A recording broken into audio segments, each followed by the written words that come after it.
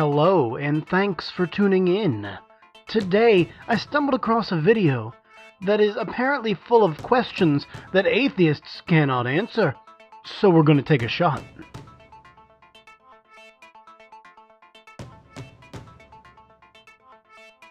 I'm not sure that's exactly the best name if you want people to notice you, you know. What are the questions that no atheist will be able to answer? Well, I mean, I could just answer them facetiously, and then you would have an answer. But I'm going to try my best to keep this academic and intellectual. It's not as though I am incapable of responding because I happen to not believe in God, you see. I think what you're really asking is, what are the questions that an atheist cannot provide the answer that you want to hear for? And in that case, you might be right. But I can answer them, nonetheless. A. How did existence emerge out of no space and no time? They didn't. The universe happened sometime after the singularity expanded in what we call the Big Bang, and then existence, by which I think you mean life, happened a great deal of time later on a planet just like ours, in a solar system just like ours, with abiogenesis. How can an atheist assume that his atheism is valid when the moment of the start of existence is a stark proof on the creativity of the Creator and his ability to originate existence? Okay, so let's hold up. Let's take a listen to each part of that. Let's see if we can put it together into a coherent idea, and see if we can, therefore, ascertain some meaning from it to respond to it in kind. You know, the author of this video has a very good point. I cannot respond to nonsense and answer it in any logical way.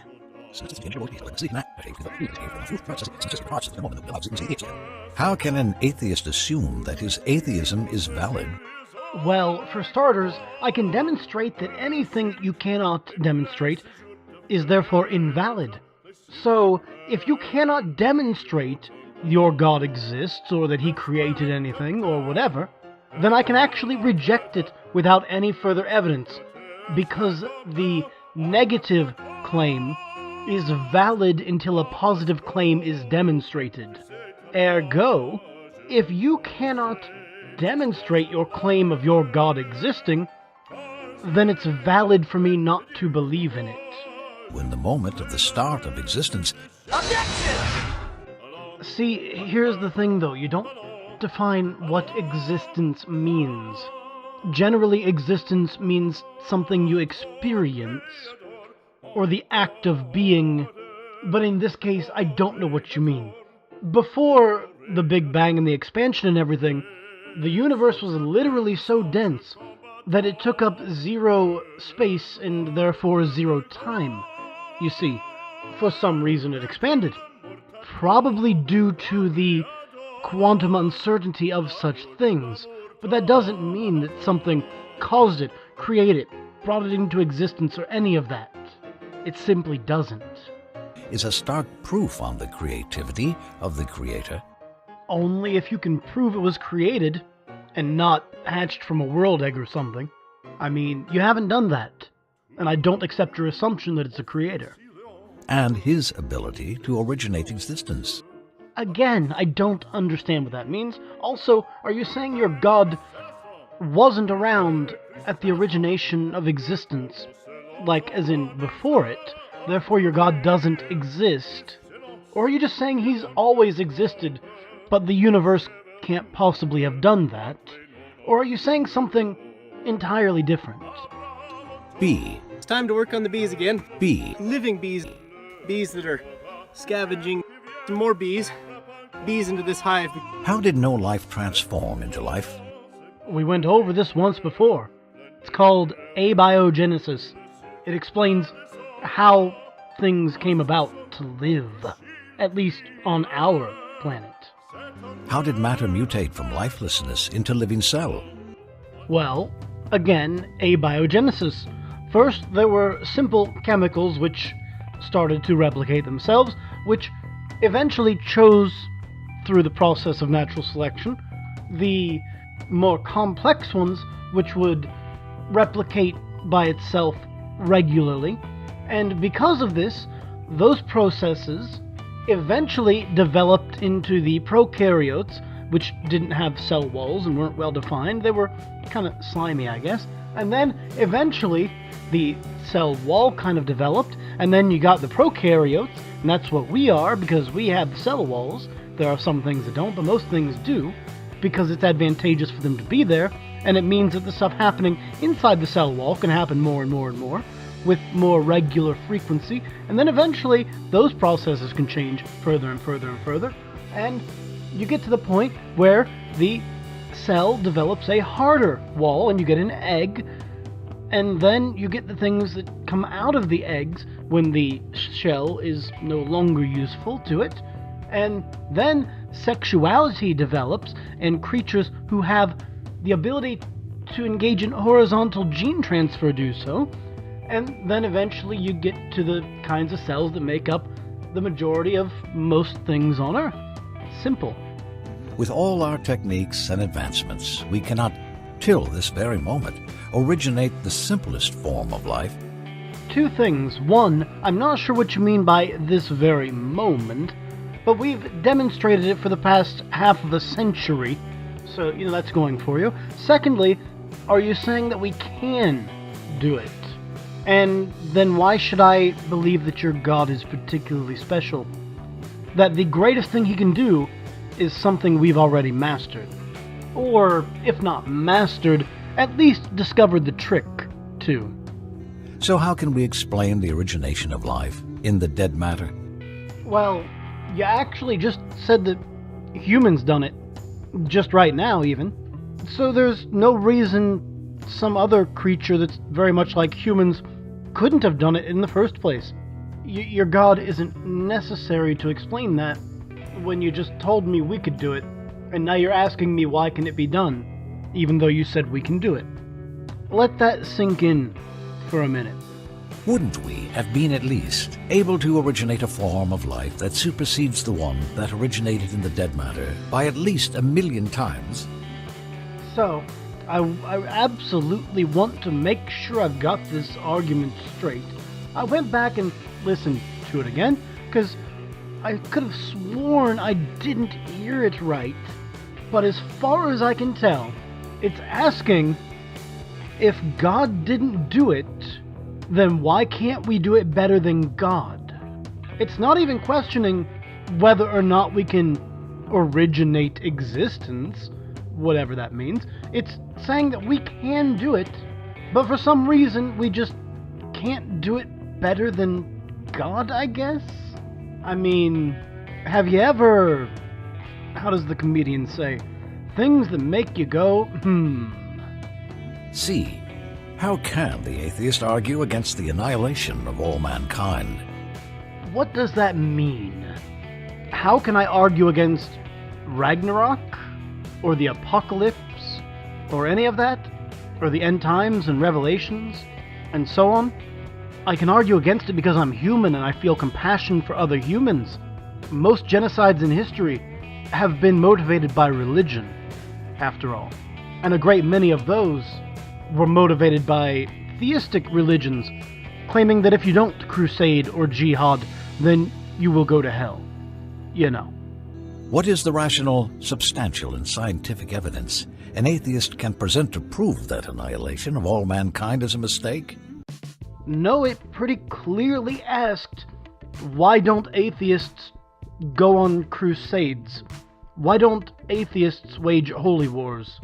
Why don't atheists feel like wiping out all humans? I feel like I'm missing something, and I don't know what it is.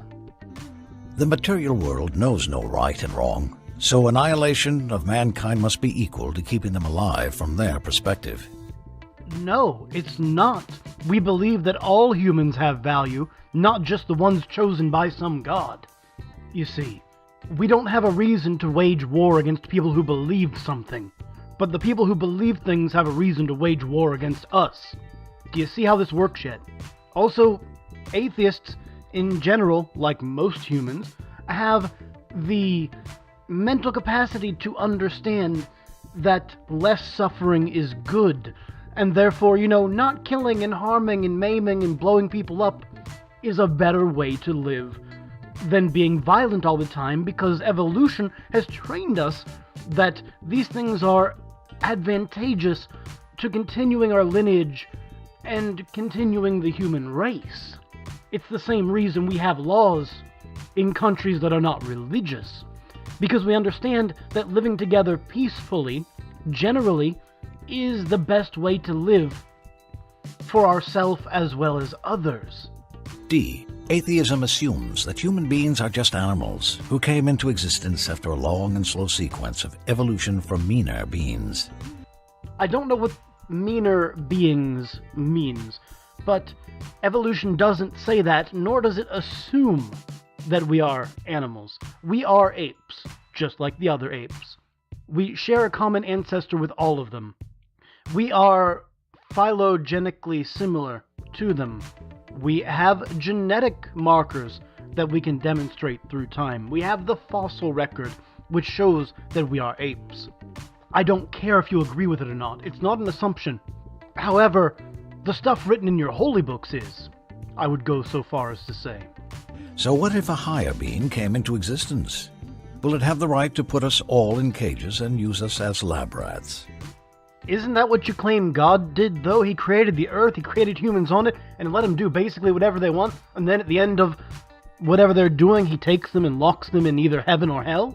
I mean, what makes you think that's an atheist idea?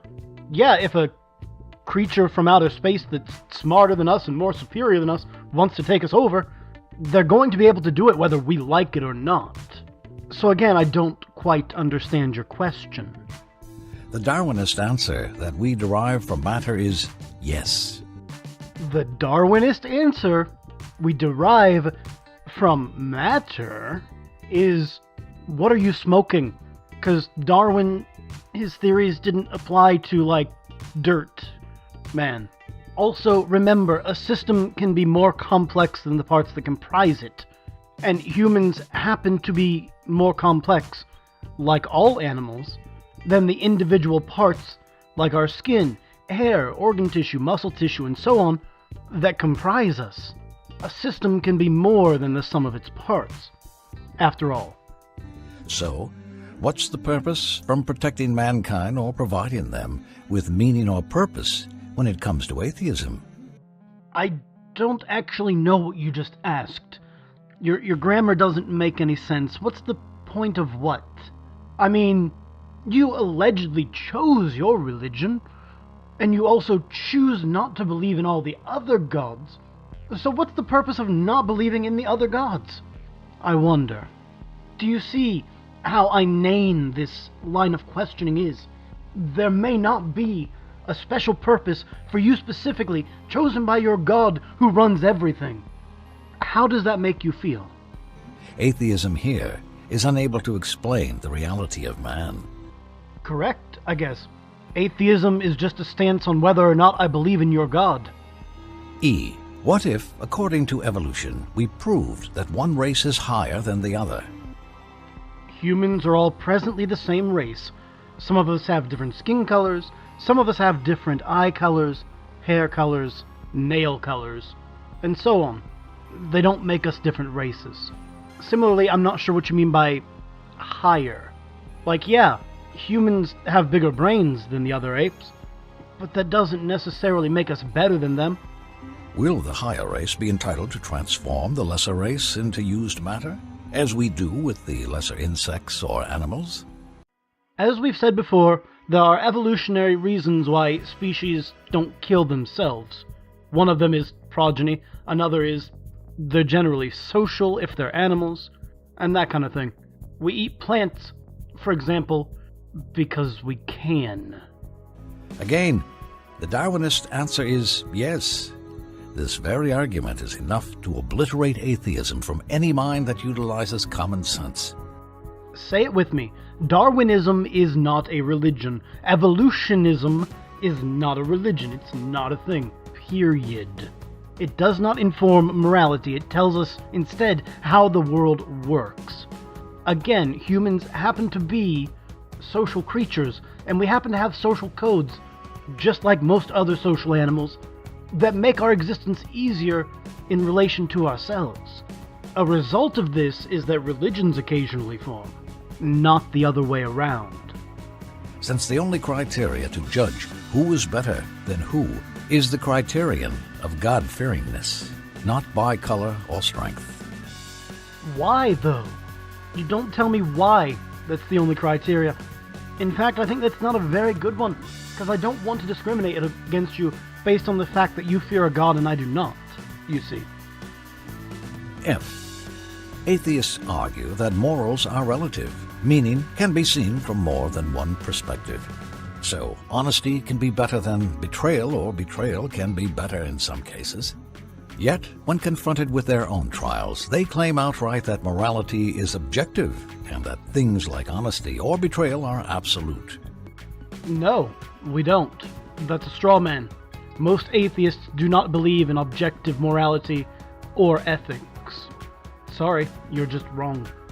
Because if morals are relative, then immorality makes no sense, since we will never be able to set a line between morality and immorality. Here's the thing, though. If you think it's morally acceptable to ignore parts of your holy book, but you think it's not morally acceptable for me to ignore the parts that I choose, then your morals already are not objective either.